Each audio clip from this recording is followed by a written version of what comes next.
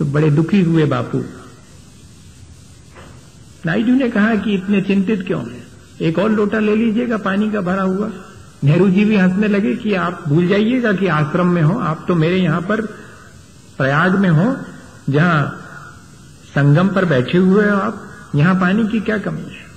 तो उन्होंने क्या कहा था कि चीजों का सद्भाव मुझे मेरे कर्तव्य से अगर विचलित कर दे तो इससे अच्छा है कि वे चीजें ना होती तो ज्यादा अच्छा था। आज मेरे पास ज्यादा पानी है तो इसका मतलब है कि मैं उसका दुरुपयोग करूं, मैं ऐसा कर्म करूं जिससे कि मैं अपने कर्तव्य से विचलित हो जाऊं सद्भाव में। कल के दिन इन चीजों का अभाव मुझे इन चीजों के सद्भाव के लिए फिर मेरे कर्तव्य से विचलित करेगा। मुझे एक बार अगर मुझे चीजों के सद्भाव में उनका सदुपयोग करने की आदत नहीं रहेगी तो उनके अभाव में मैं व्यथित होकर के कैसे उनका सद्भाव हो, इसके लिए मिथ्या मार्ग अपनाऊंगा। तब मेरा पूरा वर्तमान नष्ट हो जाएगा और मैं संभालना चाहता हूं अपने वर्तमान को, तो मुझे अभाव और सद्भाव दोनों में अपने स्वधर्म, अपने कर्तव्य को नहीं भूलना चाहिए। ये चीज जो है, आश्रम में एक दातून आई है अगर, और दातून का ऊपर का सिरा दांतों को घिसने में उपयोग में आ गया है, तो बापू कहा करते थे कि जितना काम में आ गया उतना उसमें से अलग कर दो, बाकी तो अभी ज्यों की त्यों जरूरी, कोई फेंकने की आवश्यकता नहीं है कि पूरी फेंक दी जाए, बुत्ती बचा दो, कल फिर उसी से घिसने के काम आएगी। चीजों आप कहेंगे बड़ी कंजूसी है, हाँ, यहां तो डिस्पोजल का जमाना है कि पियो और फेंको, वेस्ट करो।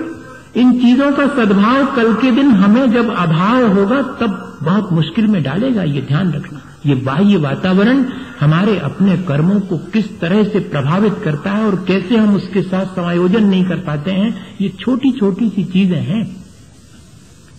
अगर हमने ये कला सीख ली तब फिर देखिएगा, जो हम कह रहे थे कि कर्मों का उदय आवे और चाहे चीजों का सद्भाव हो चाहे अभाव हो, मैं अपने कर्तव्य से विचलित नहीं होऊंगा। यही प्रक्रिया तो सीखनी थी मुझे। मेरे अपने पुरुषार्थ के द्वारा मैं इस प्रक्रिया को सीख सकता हूं।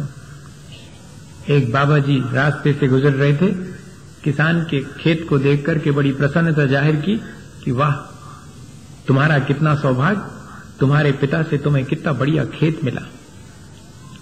तब मालूम उस किसान ने क्या जवाब दिया था कि बाबा जी, मेरे पिता का मैं एहसानमंद हूं कि इतना बढ़िया खेत मुझे मिला, लेकिन इस खेत में जब फसल नहीं आई थी तब इस खेत को देखते कि क्या स्थिति थी इसकी, और आज जब फसल आई है तब आप देख रहे हैं जब मुझे मेरे हाथ में ये खेत मिला था तब क्या स्थिति थी।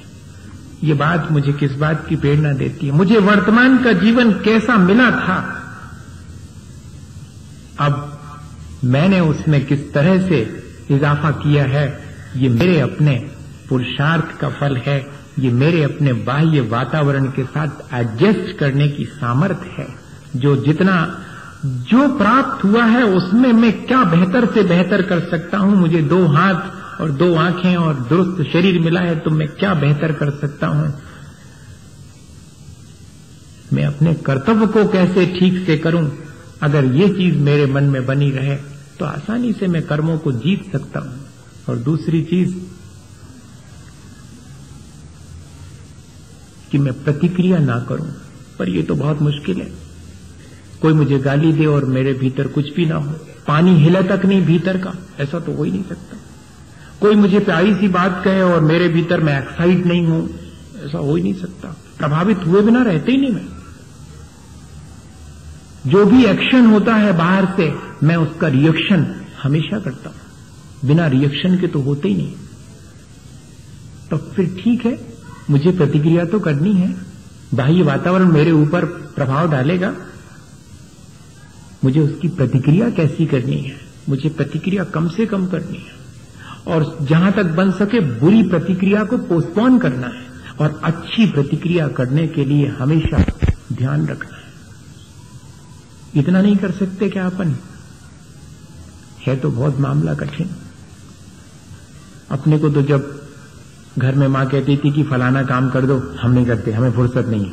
पहले नंबर, बाद में कहेंगे धीरे से, हाँ बताओ क्या करना है। अब कर्म तो पहले कर चुके आप, अब सुधारने की प्रक्रिया है, सुधार लो। हम सबके साथ भी यही है। सबसे पहले हम रिएक्शन क्या करते हैं? नेगेटिव रिएक्शन करते हैं। इतनी आदत हमारी पड़ गई है, कर्म हम करते भी हैं तो नकारात्मक कर्म अधिक से अधिक करते हैं, और हम कर्मों को जीतना चाहें। नकारात्मक कर्म करने वाला कर्मों को जीत नहीं सकता। जो सकारात्मक पॉजिटिव कर्म करता है, रचनात्मक कार्य करता है, वो कर्मों से पार हो जाता है। कक्षा में फेल होने वाला आगे की कक्षा में नहीं बढ़ता भैया, कक्षा में पास हो जाने वाले को आगे की कक्षा में बढ़ाया जाता है, और हम तो अपने कर्म करने में फेल हैं, तो कर्मों से पार कैसे होंगे? जरा कर्म करने की प्रक्रिया तो सीख लेवें। कर्म तो करना है, जो कुछ भी होंगे सामने से आएंगे उनकी प्रतिक्रिया करनी है। उस प्रतिक्रिया को कैसा करना है? अत्यंत अल्प प्रतिक्रिया करने वाला कर्मों से पार हो जाएगा, और अगर प्रतिक्रिया करता भी है और पॉजिटिव करता है तब भी उससे पार हो जाएगा। सिर्फ ये प्रक्रिया अपन को सीख लेनी है। रास्ते से चले जा रहे हैं और कांटा लग गया, खून निकलने लगा, क्या प्रतिक्रिया करनी है? अरे कैसे लोग हैं, रास्ते में पत्थर डाल देते हैं। एक प्रतिक्रिया ये है। और अगर ज्यादा अपना रौब है, अपना रुतबा है अगर, तो पत्थर क्या, मैं तो पूरी रोड फिर से बनवा दूंगा। हाँ, ऐसी प्रतिक्रिया करूंगा। और या फिर तीसरी प्रतिक्रिया और है, जो सज्जन पुरुष की प्रतिक्रिया होती है। दोनों प्रतिक्रियाएं संसार बढ़ाने वाली हैं, मेरे कर्मों के लिए और अधिक मौका देने वाली हैं, मेरे साथ ट्रैप होने का, मेरे साथ बंधने का। और उन कर्मों को हटाने का, जीतने का उपाय क्या है?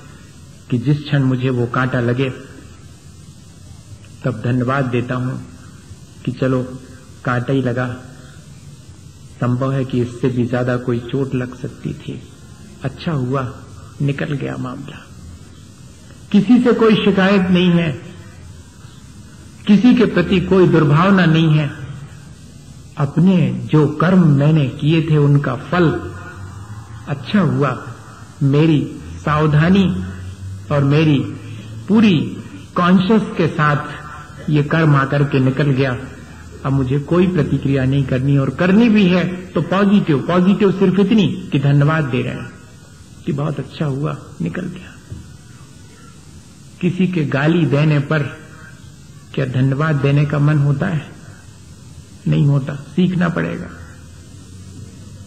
कि बहुत अच्छा हुआ, गाली दे के ही मामला निपट गया। पता नहीं तमाचा मार सकता था, मेरा कर्म मैंने पता नहीं कैसा बांधा था जो कि सिर्फ गाली लेकर के आया, और हो सकता था कि ये तमाचा दे सकता था, हो सकता धक्का दे सकता था, हो सकता है कि कल के दिन अगर इसको मेरे किसी कर्म के उदय की वजह से इसको ऐसी प्रेरणा हो जाती तो मेरे ऊपर बंदूक भी चला सकता था। अच्छा हुआ कि गाली में मामला निपट गया, धन्यवाद। बहुत मुश्किल है, ऐसा रिएक्शन बहुत मुश्किल है। लेकिन अगर ये प्रक्रिया हम सीख लेवें तब तो देखिएगा कितना मजा आ जाएगा। लेकिन जिंदगी लग जाएगी, कोई बात नहीं, लग जाए, पर अपन ने मन तो बना लिया, कम से कम इस बात को समझ तो लिया है कि हम जो कर्म कर रहे हैं ना, उसको कैसे करना है, वही कर्मों को जीतने का उपाय है, और कोई बहुत बड़ी चीज नहीं है। जो लोग कर्मों को जीतते हैं वो कोई और बड़े बड़े कर्म करते होंगे ऐसा नहीं है, वे इन छोटे छोटे कर्मों को करने का ढंग सीख लेते हैं, बस इतना ही है।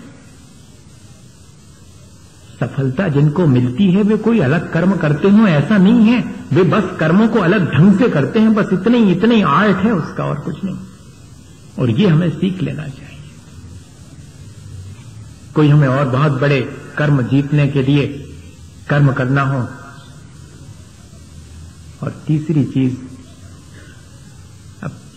चीज पर विचार मेरे ख्याल से फिर करेंगे अपन। आज दो ही चीजें ठीक हैं, समय की सीमा में रह करके भी कैसे काम किया जाता है, ये भी काम करने का एक ढंग है। नहीं तो सारा दिन गड़बड़ा जाएगा, सामंजस्य बाह्य वातावरण से खो जाएगा। कल किसी ने प्रश्न कर दिया था,